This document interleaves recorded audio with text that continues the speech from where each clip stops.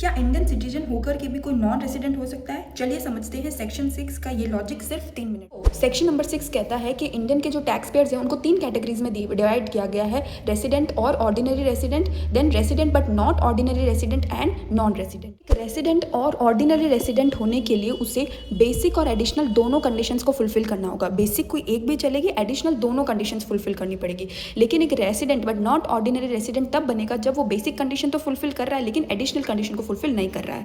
और non resident कब बनता है? जब एडिशनल तो छोड़ो, वो बेसिक कंडीशन की दोनों में से कोई भी कंडीशन फुलफिल नहीं करता है, तो वो बनता है नॉन रेसिडेंट इन इंडिया। अब हम पढ़ते हैं बेसिक कंडीशंस की दोनों कंडीशंस को। सबसे पहले कंडीशंस कहता है कि एक पर्सन रेसिडेंट तब बनता है जब वो दो में से कोई एक कंडीशन पूरी करे। पहली, वो साल में कम से कम 182 डेज इंडिया में रहे, एंड फिर दूसरी है कि वो इस साल 60 डेज रहे और पिछले 4 साल मिलाकर के 365 डेज इंडिया में रहे। तो इन दोनों में से कोई एक भी फुलफिल हो जाएगी तो वो उसे हम रेसिडेंट इन इंडिया कहेंगे। और वो दोनों में से कोई भी कंडीशन फुलफिल नहीं करे तो वो नॉन रेसिडेंट बन जाएगा। लेकिन बेसिक कंडीशंस में कुछ एग्जाम्पशंस भी होते हैं। बेसिक कंडीशंस में एग्जाम्पशन क्या होते हैं? अगर इंडियन सिटीजन्स हैं और जॉब के लिए बाहर जा रहे हैं, या फिर पर्सन ऑफ इंडियन ओरिजिन है और इंडिया विजिट के लिए आए हैं, तो आपके लिए 182 डेज वाला रूल एप्लीकेबल नहीं होगा, ओनली 60 डेज वाला रूल एप्लीकेबल होगा। अब हम देखेंगे एडिशनल कंडीशंस। एडिशनल कंडीशंस किसके लिए होते हैं? ये जानने के लिए कि कौन रेसिडेंट ऑर्डिनरी है और कौन नॉट ऑर्डिनरी है।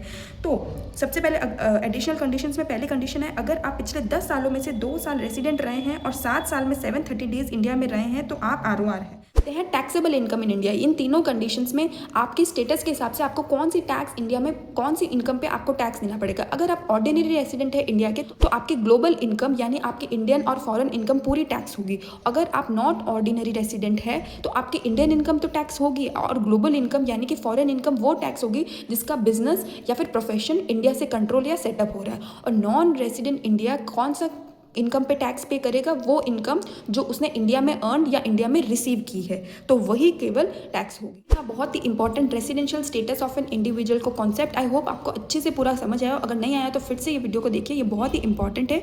आई होप आपको ये पूरा अच्छे से समझ आया हो। Thank you for watching.